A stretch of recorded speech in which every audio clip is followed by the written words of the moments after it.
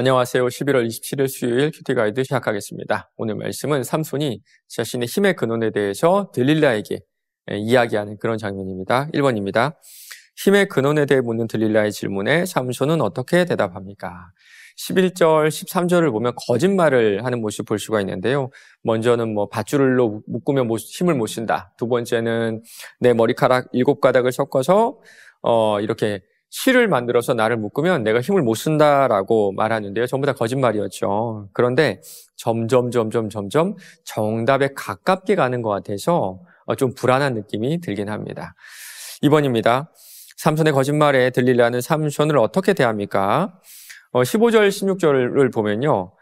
당신이 나를 사랑하지 않는다라는 말로 시작해가지고 매일같이 그를 괴롭게 했다고 하는데요. 16절 보면 삼손의 마음이 번뇌하다, 너무 괴롭다라고 하죠. 죽을 지경이라고까지 합니다.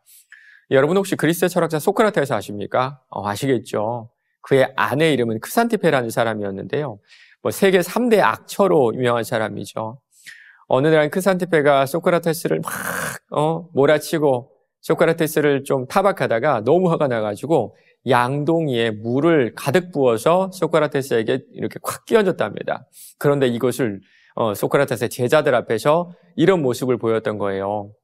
그런데 소크라테스는 정말 세계적인 철학자답게 제자들이 선생님하고 안쓰럽게 쳐다보니까 천둥이 치고 번개가 치면 비 오는 것이 당연하지 않겠느냐라고 대답했다는 그런 일화가 있거든요. 잠언에도 비슷한 말씀이 나오죠. 21장 19절입니다. 다투며 성내는 여인과 함께 사는 것보다 광야에서 사는 것이 나으니라. 좀 재밌는 말씀인데요. 사실은 저는 반대도 똑같다고 생각해요. 이런 아내랑 사는 것도 힘들지만 이런 남편이랑 사는 것도 똑같이 힘듭니다. 사실 세상에서 우리를 가장 힘들게 할 수 있는 것이 우리의 배우자죠. 그렇죠.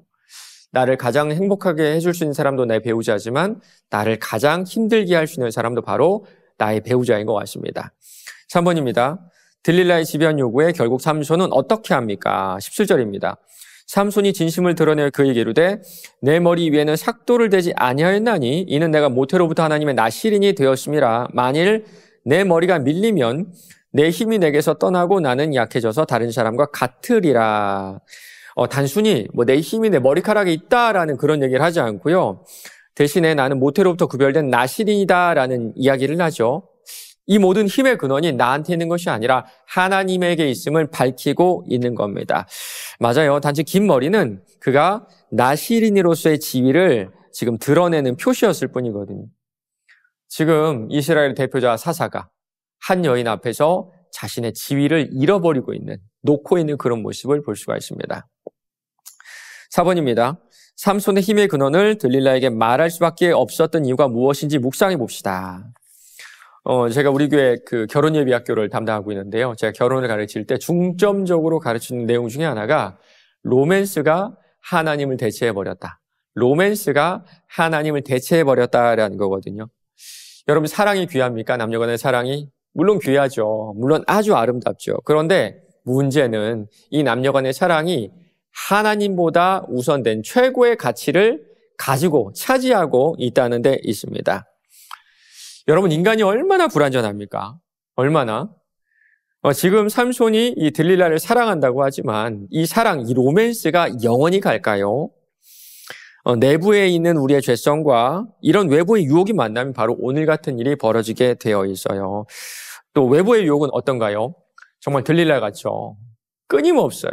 끊이질 않아요. 맞습니다. 죄의 유혹은 우리가 넘어질 때까지 끊이질 않는다는 특징을 가지고 있거든요. 우리의 본성을 계속적으로 자극하면서 넘어질 때까지 우리를 유혹하고 미혹을 하죠. 이런 생각도 들어요. 삼손이 아니었으면 과연 이런 일을 당하지 않았을까? 근데 저는 생각해보면요. 제가 이 자리에 있어도 똑같은 그런 실수를 했을 것 같습니다. 죄랑 마주해서 이기는 것은 불가능하다는 생각이 들어요. 5번입니다. 끈질긴 죄의 유혹을 받고 있습니까? 나는 이 어떻게 대응하고 있습니까? 죄의 유혹을 이기고 승리하기 위해 지금 결단할 것은 무엇인지 생각해 봅시다. 저는 딱 하나라고 생각합니다. 딱 하나. 죄를 이길 수 있는 것. 그 자리를 피하는 겁니다. 그 자리를 피하는 것. 돈은 말할 것도 없고요. 지위도 그렇고, 허영심도 그렇고, 성적인 유혹도 그렇고, 맞서 싸워서는 백전백패입니다. 우리가 추구하게 되지, 싸워서 지진 않을 것 같아요. 이기진 못할 것 같습니다. 그러니 처음부터 그 자리에 가지 않는 것이 좋아요. 우리가 인생을 살면서 배우는 그 삶의 지혜가 이거 아닙니까? 근묵자흑, 가까이 가면 검게 됩니다. 어떤 분이 이런 글을 썼는데 참 와닿는 말이 있는데요. 유혹은 참는 것이 아니다. 유혹은 그 자리를 박차고 피하는 것이다. 연습이 필요하다. 맞습니다. 이런 유혹은 싸우는 연습이 아니라 피하는 연습이 필요해요. 그렇다면 우리가 늘상 들고 다니는 이 스마트폰부터 점검해 보는 건 어떨까요? 이 안에 모든 것이 있지 않나요? 돈도 있고요. 허영도 있고요. 음란함도 있고요. 모든 죄들이 여기 다 들어있는데요. 정말 최소한으로 사용할 수 있도록 의식적으로 내려놓는 연습이 필요하다는 생각이 듭니다. 오늘 하루도 유혹을 만났을 때 박차고 일어날 수 있는 결단이 우리에게 있기를 바랍니다.